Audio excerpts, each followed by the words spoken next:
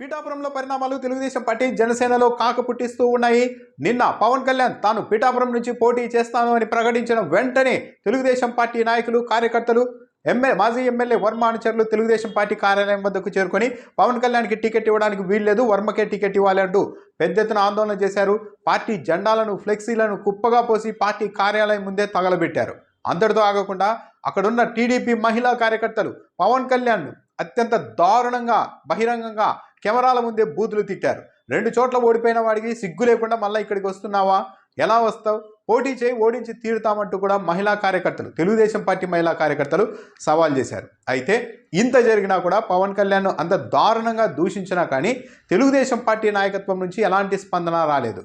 వర్మ కానీ ఆయన అనుచరులు కానీ చేసిన ఘటనను తెలుగుదేశం పార్టీ నాయకులు ఏ ఒక్కరు కూడా ఖండించలేదు. కానీ కొందరు సోషల్ మీడియాలో ఈ ఘటనకు పాల్పడిన వర్మను తెలుగుదేశం పార్టీ నుంచి సస్పెండ్ చేశారంటూ ఒక లేఖను సృష్టించారు. ఆ లేఖపై మాత్రం తెలుగుదేశం పార్టీ వెంటనే స్పందించింది. వర్మను పార్టీ నుండి సస్పెండ్ చేయలేదు, సస్పెండ్ చేసినట్టు ఒక లేఖను సృష్టించారు. ఇదంతా వైసీపీ, పేటీఎం జోకర్ల పని అంటూ తెలుగుదేశం పార్టీ అధికారికంగా తన సోషల్ మీడియా ఖాతాలో ఖండించింది.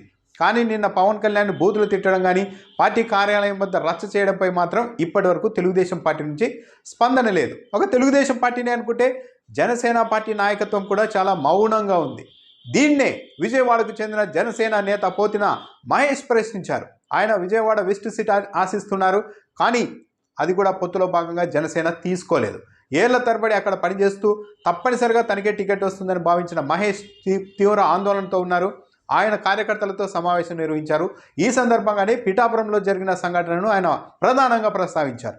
స్వయంగా పార్టీ అధ్యక్షుడు పవన్ కళ్యాణ్ తాను అక్కడ పోటీ చేస్తానని ప్రకటించిన తర్వాత తెలుగుదేశం పార్టీ నాయకులు అంత దారుణంగా అక్కడ బీభత్సం సృష్టిస్తే పొత్తులో భాగంగా పొత్తు ధర్మం పాటిస్తూ తెలుగుదేశం పార్టీ నాయకత్వం ఈ ఘటనపై స్పందించాలి కదా, ఖండించాలి కదా. కానీ ఇప్పటి వరకు తెలుగుదేశం పార్టీ నాయకులు ఎందుకు దీనిపైన స్పందించలేదు? ఇదేనా పొత్తు ధర్మం? ఇలా వ్యవహారం చేస్తే ఓట్ల బదిలీ ఎలా అవుతుంది అని పోతిన మహేష్ ప్రశ్నించారు. గతంలో 2019లో కూడా పవన్ కళ్యాణ్ను ఇలాగే ఓడించారు. కాబట్టి ఈసారి చాలా జాగ్రత్తగా ఉండాలి. తెలుగుదేశం పార్టీ నాయకులు స్పందించలేదు, సరే పవన్ కళ్యాణ్ను అంత పచ్చిగా బూతులు తిడితే తెలుగుదేశం పార్టీ వాళ్ళు నిన్న జనసేన పార్టీ నాయకత్వమైన, రాష్ట్ర నాయకత్వమైన స్పందించాలి కదా, ఈ ఘటనపై ఆరా తీయాలి కదా.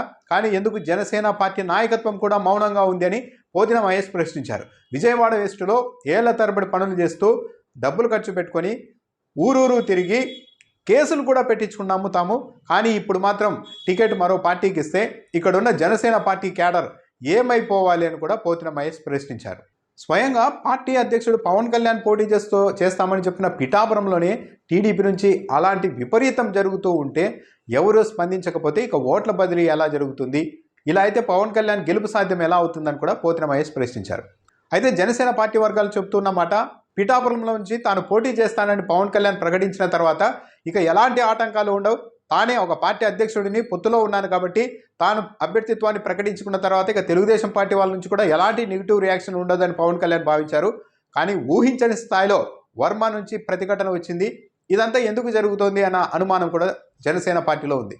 పవన్ కళ్యాణ్ వ్యూహాత్మకంగా ఓడించేందుకు సిద్ధమవుతున్నారా? వర్మను నిలువరించాల్సిన చంద్రబాబు నాయుడు అక్కడ పవన్ కళ్యాణ్ పోటీ చేస్తారని తెలిసి కూడా ముందే వర్మను ఎందుకు సంప్రదించి ఆయన బుజ్జగించలేదు? అభ్యర్థిత్వాన్ని ప్రకటించుకున్న తర్వాత, పోటీ చేస్తానని ప్రకటించిన తర్వాత అంత స్థాయిలో బీభత్సం చేశారు అంటే వీళ్ళు పవన్ కళ్యాణ్కు అక్కడ గెలుపు కోసం సాయపడతారా, మద్దతు ఇస్తారా తెలుగుదేశం పార్టీ వాళ్ళు అన్న అనుమానం అయితే జనసేనలో ఇప్పుడు తీవ్రంగా ఉంది.